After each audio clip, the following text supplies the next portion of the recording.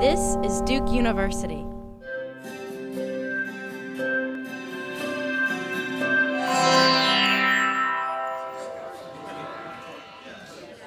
Welcome, everyone, to the event that Bruno Latour suggested might be called the education of Bruno Latour, although, of course, it is an education for us. Different uses of the term bus have been rolling off our tongue here at the FHI, with verbs like bus with two S's, as in smooch, or to bus, as in to provide school transport for purposes of school zone desegregation, omnibus for emails with multiple attachments, all making way for the idea of the philosophy bus, which we think contrasted nicely with the notion of a philosophy school.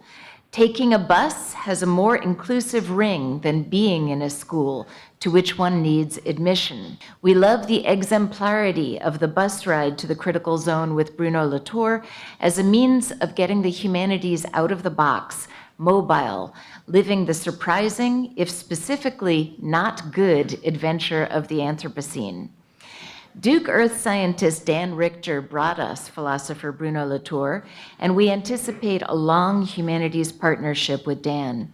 Dan is a member of the Anthropocene Working Group, which issued a January 2015 proposal in the journal Quaternary International, marking the departure from the Holocene epoch beginning in roughly 1950, as, quote, indicated by a variety of markers, including the global spread of carbon isotopes from nuclear weapons detonations starting in 1945, and the mass production and disposal of plastics.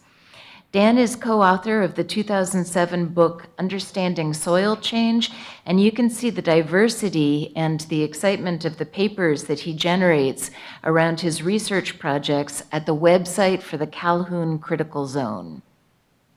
Critical zone observatories, which now number about 70 around the world, are, as Dan has explained to us in a series of conversations unfolding in my office, a movement that is happening in science. And we love the idea of science as a place where movements can occur.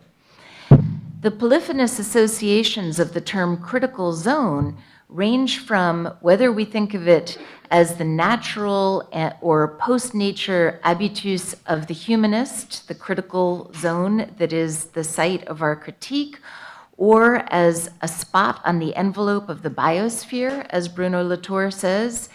They extend from treetop to bedrock, and they allow us to parse the vastness of the earth like a grammatical phrase in language. Bruno Latour is, of course, one of the most innovative thinkers of our era. The winner of the Holberg Prize, which is the Humanities Nobel, his many books, including Laboratory Life, We Have Never Been Modern, and Pandora's Hopes, have helped us to study and interrogate the creation of scientific knowledge. We know for a fact that your critical zones as scholars can be mapped by the work of Bruno Latour on the politics of nature and on science in action. We have rarely seen such urgency in reserving seats for a conversation as we saw in preparation for today, and we're sorry that we don't have more space for you all. So welcome to Bruno Latour and Dan Richter. This is Bruno's research trip, basically because he professed to be a student, which he is, of what we think of as a new 21st century science, critical zone science. But first, Deborah mentioned the definition. What is it, the concept? And I like its slogan. Its slogan is provocative and descriptive. Treetop to bedrock. And so this is an ecosystem, but it's a very big ecosystem. And there are infinite numbers of critical zones on Earth. Just because there are 9 in the United States, 9 observatories, hardly means those are the only critical zones in the United States. These are just research sites. The biological signals in this Ashboro quarry we can find, if we are a geochemist, we can find evidence of the biological signal down to 30 to 50 meters. We can find the Anthropocene signals down that depth or lower or deeper. But first I'd like to say something personal about my new friend and colleague. And I've done as much reading in about a year of this man's work as I possibly can, and have enjoyed nearly all of it very much. And so I'd like to say this is somebody very special for insight, but also the breadth of the conversation and the differences among us in this bus that Deborah mentioned were really quite something. But also the brutal, what I'm going to call brutal truth-telling. And I'll give examples of some of these. But also this openness. I was totally confident about this. I know no one like Bruno. My world consists mainly with, I like to think it anyway, students. And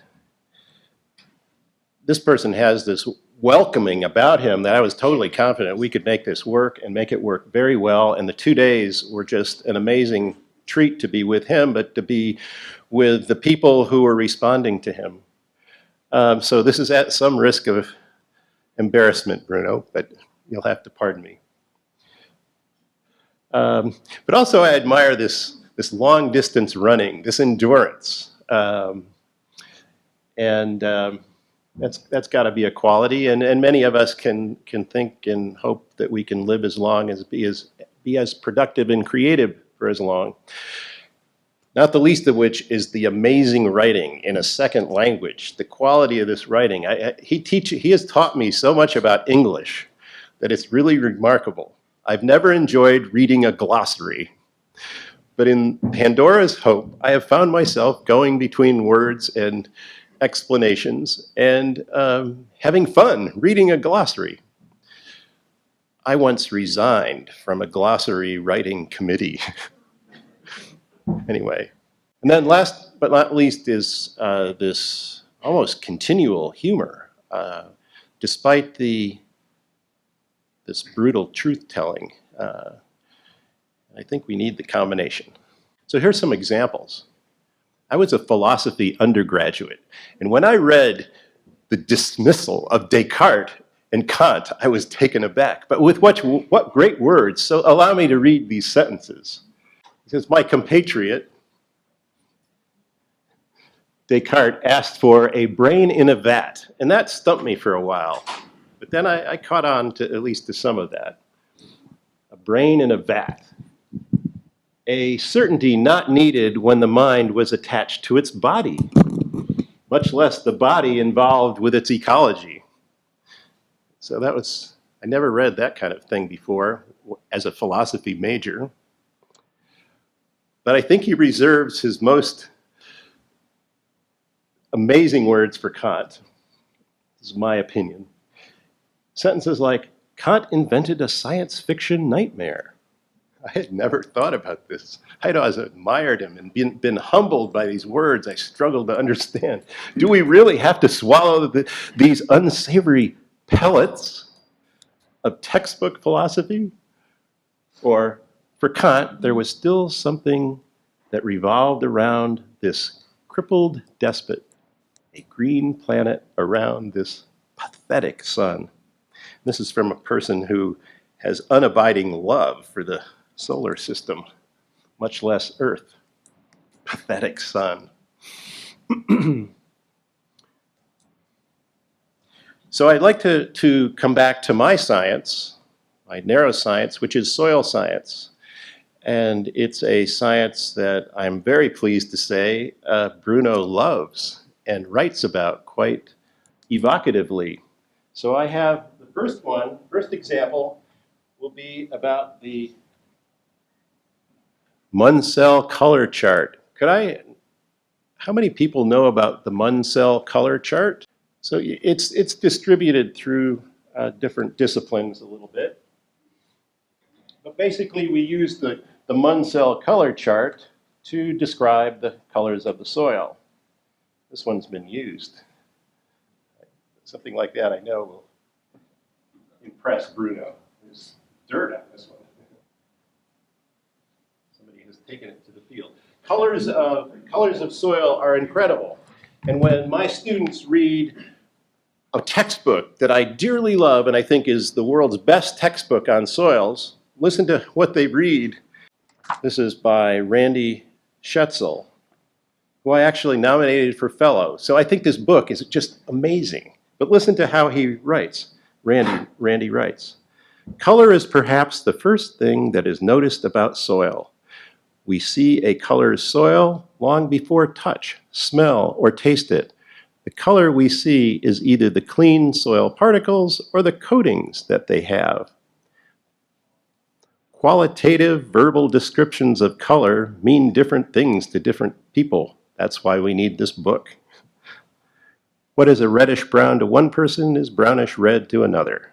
For this reason, soil scientists have objectively quantified color by comparing color samples to standardized color chips in the Munsell color chart." I would like to read from Bruno. Page 58. If you've only read, forgive me, Bruno, again, if you've only read Laboratory Life, got to read this book, Pandora's Hope. Chapter 2 is a tale of Bruno going to the Amazon with some soil scientists and botanists and trying to solve a problem. And in the middle of that investigation, they pull out the Munsell color chart.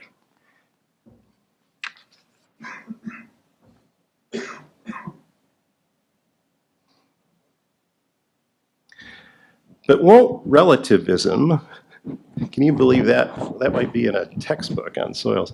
But won't relativism rear its monstrous head as we attempt to quantify the nuances of brown? How can we dispute tastes and colors? As the French saying goes, so many heads, so many opinions. For 30 years, René, the soil scientist, who was with Bruno, has toiled for 30 years in the tropical soils of Amazonia, carrying his small Munsell chart. Each page of this little volume groups together colors of very similar shades. There is a page for purplish reds, another for yellowish reds. The Munsell code is relatively universalized norm. It is used as a common standard for painters, paint manufacturers, cartographers, and soil scientists.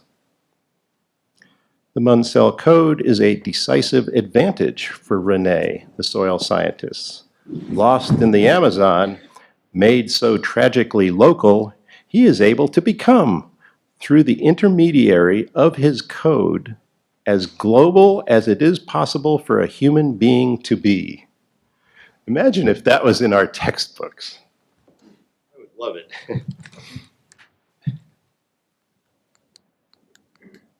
Okay, texture.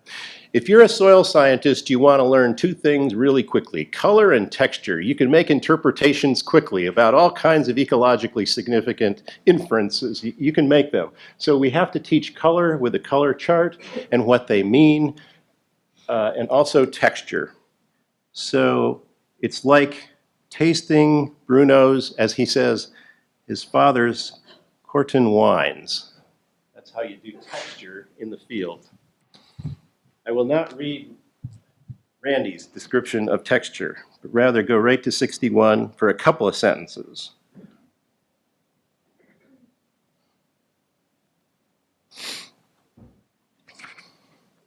Oh, René is here again. But René and Armand are engaged in a rather strange exercise of earth tasting. In one hand, each of them has taken a bit of soil sampled from the hole at a depth dictated by a protocol. They have delicately spat on the dust, and now with the other hand, they are slowly kneading it. Is this for the pleasure of molding figurines? No. Unfortunately, for this purpose, there is no equivalent to the Munsell code. to define granularity in a standardized manner would need half of a well-equipped laboratory. Consequently, our friends must content themselves with a qualitative test that rests on 30 years' experience of each of these people and that they will later compare with laboratory results. If the soil is easily molded, it is clay. If it crumbles, it is sand. Here is apparently a very easy trial that amounts to a sort of laboratory experiment. Lacking any kind of gauge, Armand and René rely on a back-and-forth discussion of their judgments of taste, as my father would do when he tasted his Corton wines. Sandy clay or clay sand? No, they dispute each other. Finally, they make a note, and they agree that it's a sandy clay.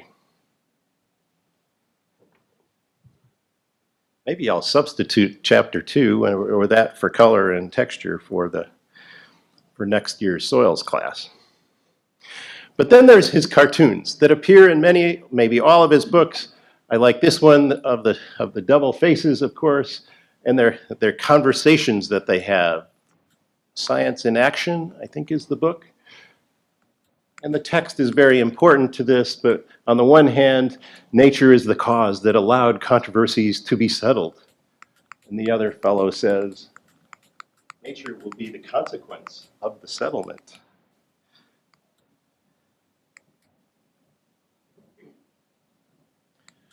I'm going to pause here, and after spending 2 days together, Bruno, would you like to about 10 minutes of an introduction of what critical zone science is and why the heck it's relevant to all of us, which I will go on. All righty. Very good.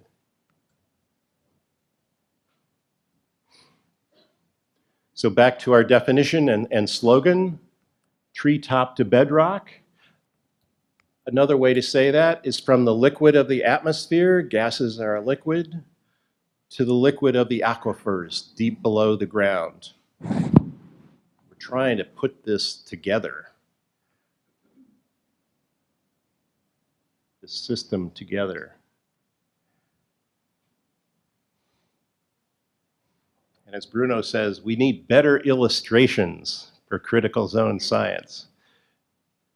Okay, so a little bit more detail. First described by a committee of people, Thomas Jordan, famous geologist. It was an earth science group, geophysics, geochemistry, trying to look ahead and keep their science relevant for the, quote, Anthropocene. So they used the word critical. And I've interviewed each of these people on this committee, and they all point to one person, Gail Ashley at Rutgers, as the person who came to that committee meeting, even though it was a burden to do those kind of reports. But she had an idea, and she drove it right and convinced her colleagues and drove it right into the center of that report. And NSF, National Science Foundation, has responded, and that's why we have these nine observatories. But critical, what a rich word to explore yet. But that report mentioned 3 kinds of critical. Well, for one thing, all life depended on Earth, on critical zone structure, the architecture, and its functions. Human activities are obviously transforming critical zones worldwide, pole to tropics. And last but not least, critical zones have yet to be studied. The Earth has yet to be studied by teams of scholars. I didn't say teams of scientists. Teams of scholars motivated by the potential interactions among the disciplines. It's that last piece that I think is most exciting and most full of potential. And so a central argument here is this new kind of interdisciplinarity of Earth system science. And their argument, Jordan, Ashley, and group, their argument was that the disciplines, geophysics, geochemistry, geomorphology, have so accelerated in their individual silos in the 20th century there's got to be great advances possible from interactions among the disciplines. So they used the example from molecular geobiology to geophysics. We have to stimulate conversations. Well, a number of us in this science see that as the beginning, and you all are kind of the potential stretch to be made. And rapidly, since 2001, observatories are popping up worldwide, and many of these are voluntary, which is a very interesting thing. You have science infrastructure and institutions creating and funding those, like the Calhoun, where we went, but then you have a number of them that are, number of scientific groups that are realizing they are studying treetop to bedrock, atmosphere, climate to aquifer, and so they've named their projects critical zone observatory sites. Very exciting. My favorite is Mexico City, one of these voluntary critical zones. And on Bruno's tour of the critical zones worldwide, he's got to go to Mexico City. Here's a place where a group of about 12 people have been studying the Mesquital Valley. It's an arid valley north of Mexico City. 100,000 hectares, 250,000 acres, has received untreated wastewater from Mexico City as Mexico City has grown into this megalopolis, and it still does today. It receives, the conduits go straight to the Mesquital Valley, it's irrigated, crops are grown there. The peasants have interacted with this system, and many of them have increased their wealth and so forth. It's an amazing system. 100,000 hectares. The irrigation is 2 meters, Peter, across that 100,000 hectares. The rivers that drain those valleys have increased by huge amounts. Springs have popped up where they hadn't popped up before, and the earth has basically treated that a lot of the inputs of nutrients all this while. It's expanded over 100 years, and maybe that's someone we can invite to Duke at some time in the future. She came and Christina Sieb came and spoke to the ecology group at Duke. But she's a great example of the people who get motivated by the critical zone science and think we should name our site Critical Zone Science. So what are our aspirations? And we're far from these aspirations. It's to coordinate a network of observatories for monitoring, experiments, and modeling, each wirelessly streaming real-time data that tie driving processes of the atmosphere, canopy boundary layers, biota, full weathering profiles down through the deep aquifers. And most of these observatories, more and more, have exhibit and study the prominent forcings of land use, climate change, and the history of land use on that treetop to bedrock system. So it's a 21st century science, aims today to marshal scholarly disciplines. People like Bruno are really pushing it to expand to all its potential. But it has roots with very interesting people, far-sighted people, all the way back and further back, undoubtedly. And it shares a lot with ecological science. Some of the founders of Tansley, Lindemann, and Hutchison. And my colleague, a former student of mine, Sharon Billings, and I wrote a paper recently with our point of view on how ecology has defined the ecosystem, earth science has defined the critical zone, and they're entirely congruent. These two big sciences that are in their silos have described the Earth system entirely with entire congruence. Oh my goodness, what potential to bring the biologists with the geologists together. And it really reminds me of the fact that in the 19th century, Darwin would not have been Darwin without Lyell. So Lyell was a great geologist, created the first realistic history of the Earth, and Darwin took the principles of geology that Lyell wrote on the Beagle. And while he was sailing, talk about another adventure, while he was sailing, he was reading and being educated about the history of the earth, and out the other side came his amazing products. And so basically that's what this is here. This is geology and ecology, but that's a metaphor for how this person, Bruno Latour, looks at it. This is a description of a science that has much wider reach than just ecology and geology. So one of the things that Bruno is very interested in is this higher order, this system. And if you look at the people who wrote about the ecosystem earliest on, this Yale professor, G.E. Hutchison, an amazing person, was very enthusiastic about the first description of the ecosystem, and had a series of students in that 5-year period, 10-year period, 1935 to 1945, in which the ecosystem was tremendously liberating to the ecologists of the day. And it was described as a system of biota and environment inseparable. And it had overlap to it. It was a biogeosystem. And it was not a biological construct, as many of my colleagues tend to think about the ecosystem as a biological construct, but not to its framers, like Hutchison. And to drive the point home that ecosystem and critical zone are entirely congruent, look at these statements. Tansley described the ecosystem for the first time, and he says, though as biologists, the organisms may claim our primary interest, when we are trying to think fundamentally, we can't separate the biota from their environment. They are one physical system. Ray Lindemann, if you don't know him, spend a little time Googling about this amazing, I don't think he made it to 30. He died when he was a postdoc, and his 4 or 5 papers are just so influential and so provocative. And one of them contains this overlapping statement, Bruno.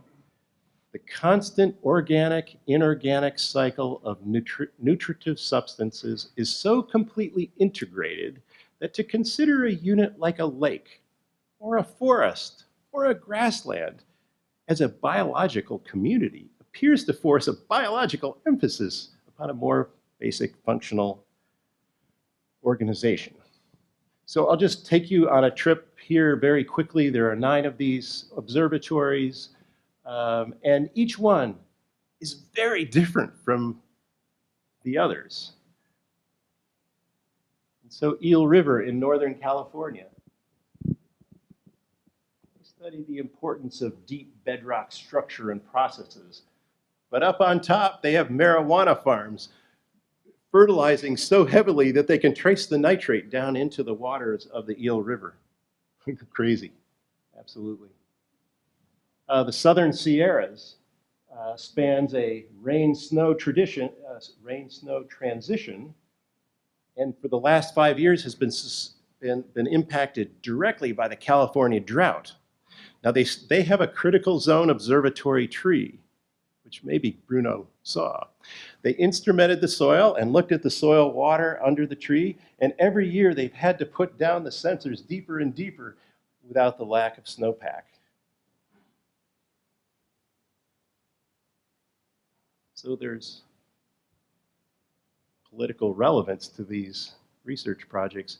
Reynolds Creek was recently burned by a wildfire, and they focus on carbon cycling. I'll just skip through here.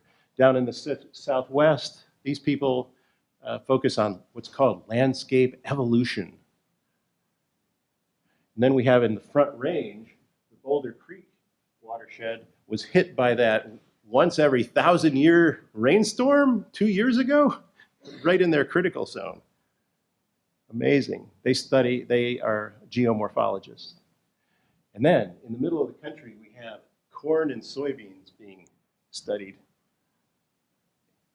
Horizon to horizon, an amazingly industrial system. And then in Shale Hills, we have emphasizing regolith structure. And Loquillo, have a little bit of the tropics in here in the US ones. They focus on what they call hot spots and hot moments that drive critical zone function. And then where we went on our 2-day ride was to an ancient, highly weathered, we call it cousin of a tropical soil, where we study the legacies of environmental history. That means old cotton, old South cotton, on critical zone structure and function. So this is going a little bit long. I'm going to move right through here, but this is what we did for a couple of days, all 9 of us. I wrote down the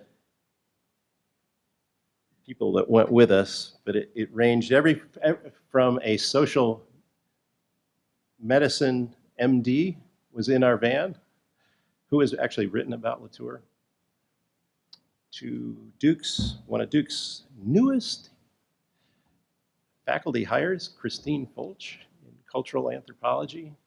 She was exciting to get to know. I'll just leave it at that. Sorry about the other people I've forgotten. We'll get done with this and move on to the subject. So before we became a critical zone, or let's just say as we were becoming a critical zone, the first thing we did was core a well. And this is at a place where we've had 60 years of ecological studies. This was our first well. We wanted to bridge to geology. So we dug this big, deep well, and we discovered how deeply weathered this profile is. So we have weathering profiles exhibited. And that's the biological signal. Biogeochemistry, the biology, has weathered the material 15, 20 meters. And my colleagues are now, some of my colleagues are outside of Duke, at Penn State in particular, are claiming that our biological signals can be found from our samples at 40 meters depth. When we think about fracking and all of the uncertainty of mining and resources that are found in the weathering zone of the Earth, this is really spectacular. Look what geophysics can do on the same day that they take their machines to the field. They can map the topography of the subsurface so that what we learn from the well matches very well with what we learn with these geophysics devices. So here's what I'm trying to do is illustrate the potential for two different disciplines, two earth science disciplines, to get together and to share their results. And here are the geophysicists. Here's a map, the heat map. The red is the high elevation areas. Here's the river at the bottom. And what we did was we took a transect of their electric wires and went up and down the hills, down to the valley, up over the top, down to the hills. And that white line illustrates the transect. And so interdisciplinary science, like I have just been talking about, fusing geochemistry and geophysics is cool. But what may be most important is that this particular observatory is located on some of the most degraded land in America that stems from the Old South and its propensity to raise cotton. The United States Forest Service traveled across the South to find what they called the worst of Piedmont conditions, and they found the Calhoun Experimental Forest. They photo-documented this with over 1,000 Kodachromes from the late 1940s and 1950s. This is one example. We've recently found aerial photographs that were flown in 1933. We've stitched these together and we've geo-rectified them. What does that mean? What's that? Gaia-rectified. Very nice. You got a vote of confidence in the front row. Yeah, Gaia-rectified. So look at this. This is 1933. You can tell the fields, etc., the pastures, the woodlots, the river, the Tiger River. And here's a 2008 LiDAR data set that shows the shape of the land, the shapes of the gullies, that are prolific across the landscape. A local plantation. That particular plantation is the governor of South Carolina, the successionist governor. That's where he lived, Gist. It's now a state park. That state park's narrative is all about the house and the man. Our favorite place, our favorite way into this is at the top of this gully. I like to take a tour. Unfortunately, this tour didn't go this route. We'd like to get at the top of this gully, walk down to the bottom, come up to this gully, and you're faced with the entrance to the house. It's a beautiful way to enter this place. All of this floodplain is legacy historic sediment, degradation from the uplands. All of these uplands are severely eroded. And so this is our critical zone observatory that not only has those wondrous qualities and processes of the natural system, but has this amazing history, people's story. This house, we're using this LiDAR to find the slave villages. They don't know where they are. I'm sure this technology will be able to locate them. Archaeologists are just very enthusiastic about this new technology of LiDAR. So I end with this. What's our challenge? I think our challenge, like Bruno, his challenge too, is how to help critical zone science, indeed critical zone scholarship, go critical. Produced by Duke University. Online at duke.edu.